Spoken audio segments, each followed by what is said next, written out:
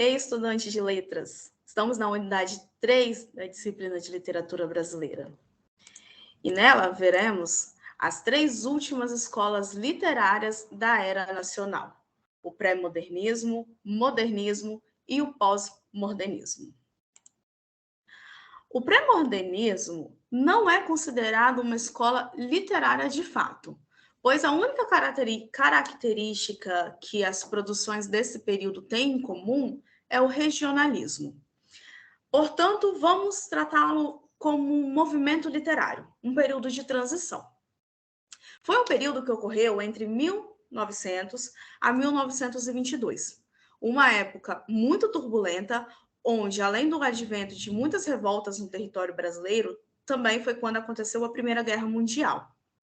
A maioria dos autores pré-modernistas, eles buscam desvendar a gênese dos problemas sociais do país, dividindo-se entre os que mantêm viva a memória do passado e os que passam a ditar as tendências do futuro. Como foi dito anteriormente, o regionalismo é a característica que mais se repete nas obras desse momento literário, os quais irão expressar os costumes e tradições regionais, utilizando recursos como a linguagem coloquial, por exemplo.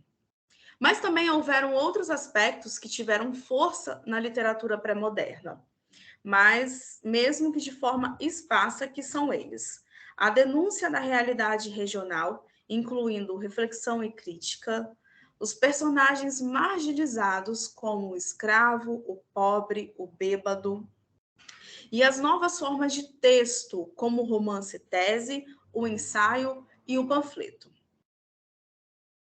Como esse foi um momento onde a produção literária não se prende a um conjunto de características, como é o típico das escolas literárias, a melhor forma de conhecermos essa época é através de alguns autores importantes. Um deles é Graça Aranha. Graça Aranha analisa o Brasil sobre aspectos inovadores para a época, como a questão da imigração. Ele também foca na natureza, mas não apenas em seus aspectos positivos, como era de costume até então. A principal obra de Graça Aranha é Canaã. Outro autor bastante relevante para esse período é Euclides da Cunha, cuja obra dele usa a teoria do determinismo para fazer uma análise do Brasil sobre todos os aspectos, desde o sociológico ao literário, através de um texto rebuscado. A principal obra deste autor é Os Sertões. Outra figura muito importante do pré-modernismo e muito cultuado até hoje é Monteiro Lobato. Através de uma linguagem curta, o autor retrata como ninguém as particularidades do povo brasileiro. Expoente da literatura infantil, ele também desempenhou um papel muito importante na Semana de Arte Moderna em 1922, que vamos conversar daqui a pouco. Monteiro Lobato foi o autor da conhecida obra Sítio do Pica-Pau Amarelo, além de Cidades Mortas, Urupês e entre várias outras. Com textos que exploram a linguagem coloquial e exaltam o Brasil, surge então Lima Barreto, que marcou muito a literatura pré-modernista. Apesar de suas obras serem recheadas de ironia e bom humor, um dos temas preferidos do escritor era o preconceito. A obra mais importante de Lima Barreto foi Triste Fim de Policarpo Quaresma. E, por fim, não podemos esquecer Augusto dos Anjos, um grande poeta desse movimento literário. Augusto dos Anjos, com uma linguagem rebuscada, que mantém um padrão clássico, ele inova nos temas existencialistas. Ou seja, ele inclui a realidade concreta do indivíduo no centro da especulação filosófica. A sua obra vai abarcar características de várias escolas literárias, o que torna difícil caracterizá-lo. Assim, o incluímos no pré-modernismo pelo simples fato de ter produzido sua obra dentro deste período. E a partir da análise desses autores, podemos entender, então, que o pré-modernismo foi um período de transição, onde os autores se preocupavam muito em levantar temas modernos para a época, contudo, muitas vezes faziam isso usando uma linguagem que conservava as características das escolas literárias anteriores. Surge, então, a Semana de Arte Moderna, ou Semana de 2022, que deu início à última escola literária propriamente dita no Brasil, o modernismo. A Semana de Arte Moderna, ela foi um grande ponto de virada cultural do país. Incluiu mudanças consideráveis na literatura. Apesar de ser chamada de semana, ela aconteceu nos dias 13, 15 e 17 de fevereiro de 1922, com o objetivo de romper com o clássico para criar uma identidade própria, uma identidade que de fato representasse o Brasil. O evento ele trazia conferências, recitais, exposições, leituras e convenções. Uma das grandes polêmicas desse período foi o artigo que Monteiro Lobato escreveu criticando as pinturas de Anita Malfatti, em 1917. O texto ele serviu de incentivo para a organização do evento de 22, o qual marcaria o nascimento do modernismo, escola literária que buscava demonstrar a nossa brasilidade, deixando de lado a influência da Europa nas nossas produções artísticas e assim inspirando as vanguardas europeias. O modernismo brasileiro foi dividido em 3 fases. A primeira fase, chamada de fase de destruição, experimento ou heróica. A segunda fase, que marca um amadurecimento do modernismo. E a terceira fase, que é a chamada geração de 45, que utiliza-se da literatura como um instrumento para destacar e discutir as problemáticas sociais. Então, a partir de agora, nós vamos conhecer um pouquinho de cada fase. A primeira fase, né, que é a fase da destruição, do experimento ou fase heróica, ela teve início na semana de 2022 e foi perdurado até 1930. E nesse período, os artistas buscavam destacar o passado, descartar o passado para uma completa renovação cultural, desprezando os ensinamentos oriundos daqueles que vieram antes de nós e valorizando de forma extrema o novo por si só. As características dessa fase são experimentalismo, o rompimento com o acadêmico e com as estruturas do passado, a busca do original, a polêmica, o nacionalismo crítico e ufanista e o rompimento com a gramática formal. Cenários retratados nas obras normalmente eram urbanos e mostravam o cotidiano.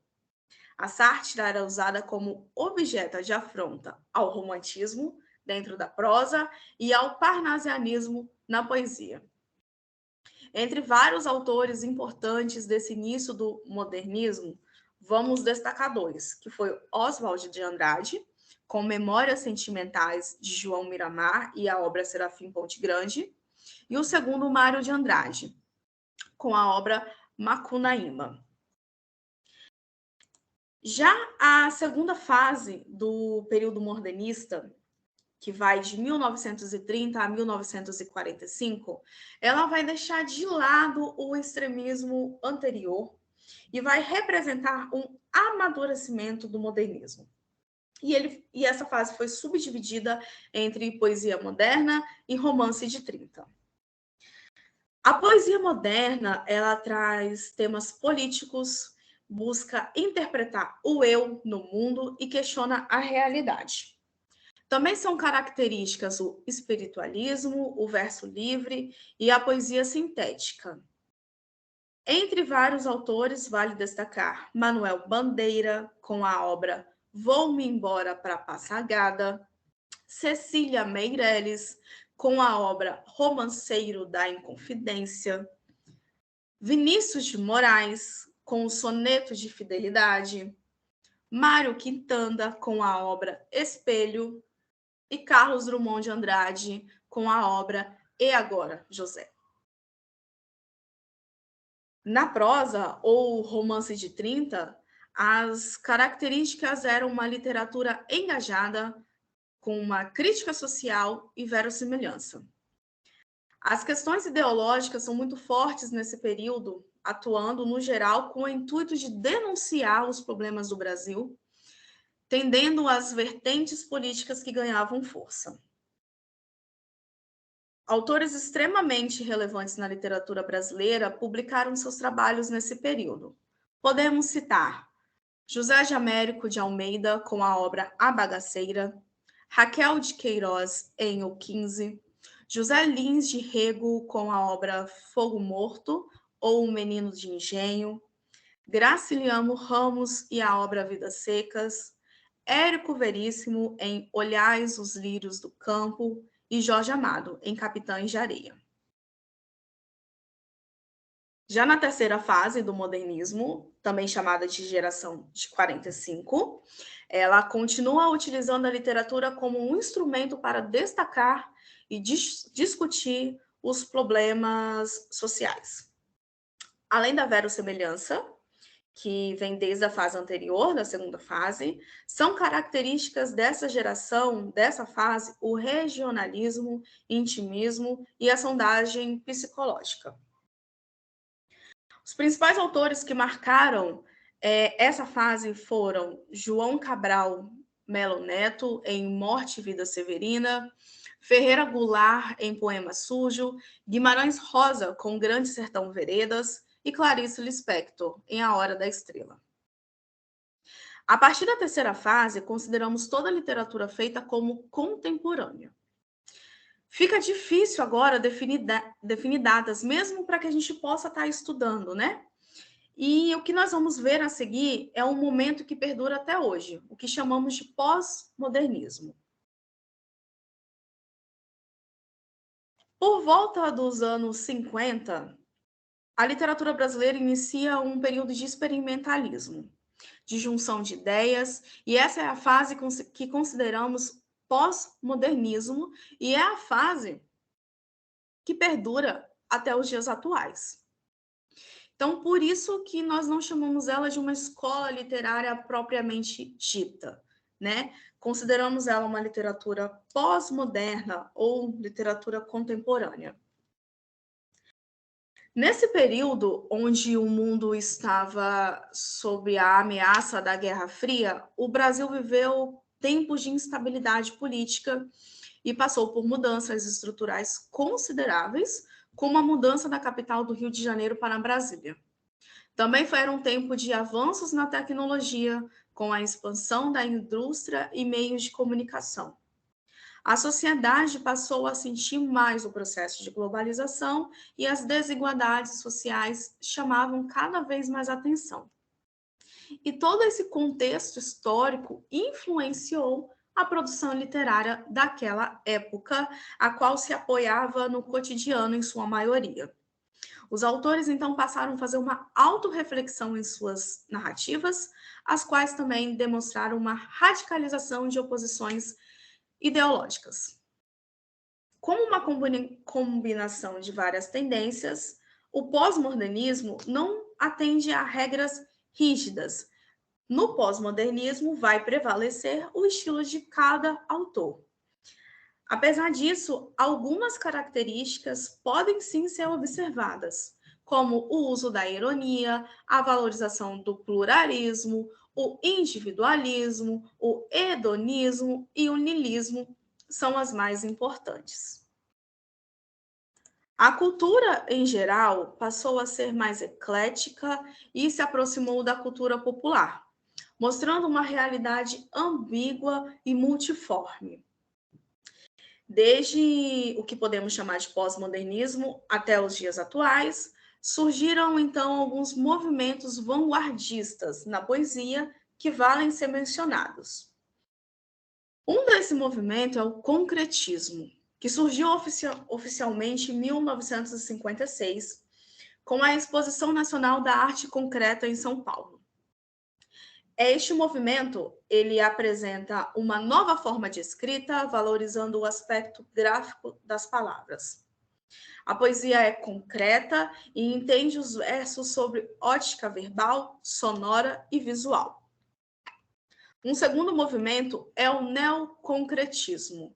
Também pode ser chamada de poesia social, aonde se preocupa com o entendimento do leitor, representando assim um retorno à forma mais tradicional de se fazer poesia, aonde traz assuntos sociais, políticos e econômicos.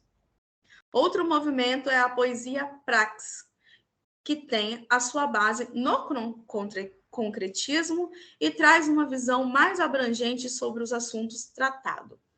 Nessa poesia prax, haverá a valorização da composição, palavras formando palavras. Além disso, temos o movimento da poesia marginal, que é um tipo de poesia feita a partir de uma crítica social, marcada por ironia, humor, sarcasmo e gírias. E por último, o poema Processo, que propõe uma nova linguagem utilizando, além das palavras, também fotografias, desenhos e colagens. A prosa também apresenta essa multiplicidade de estilo, destacando-se entre os tipos de romance, o regionalista, o intimista, o urbano-social, político, o memorialista ou autobibliográfico e os romances experimentais. Durante esse período também houve uma importante popularização dos contos e crônicas e narrativas mais rápidas e mais fáceis de serem consumidas. Entre os autores pós-modernistas estão nomes extremamente conhecidos hoje, como Ariano Suassuna, que escreveu Alto da Compadecida, Adélio Prado, em O Homem da Mão Seca, Nelson Gonçalves, com A Vida Como Ela É, Hilda Rich, onde ela escreve Tu Não Te Moves de Ti, Paulo Leminski, em Toda a Poesia, Lia Luft, Perdas e Ganhos, Caio Fernando de Abreu, com a obra Morangos Mofados, Lígia Fagundes Telles, em As Meninas, e entre vários outros autores pós-modernistas. Porém, nós temos também nomes consagrados no modernismo, como, claro, Carlos Drummond de Andrade e Clarice Lispector, que também permaneceram durante o pós-modernismo, produzindo uma literatura bastante relevante. Considerado por muitos como um tempo de decadência e por tantos outros como um renascimento cultural, o pós-modernismo finaliza a nossa série de estudos sobre a literatura brasileira. É óbvio que a nossa produção literária está em constante transformação e ela é diretamente influenciada pelas mudanças políticas e sociais que vivemos. Portanto, é necessário estarmos sempre atentos e nos atualizando sobre as novas correntes e as tendências de escrita. A literatura contemporânea é tão importante quanto os grandes clássicos e também deve ser celebrada. Todas as escolas e, sobretudo, todos os autores que fazem parte da nossa história ajudaram a desenhar o Brasil como ele é hoje. Portanto, devemos sempre valorizar a nossa literatura brasileira.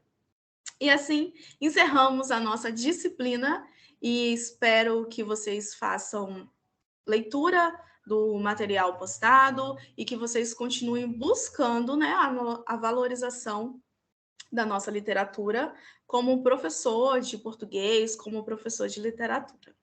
Até breve.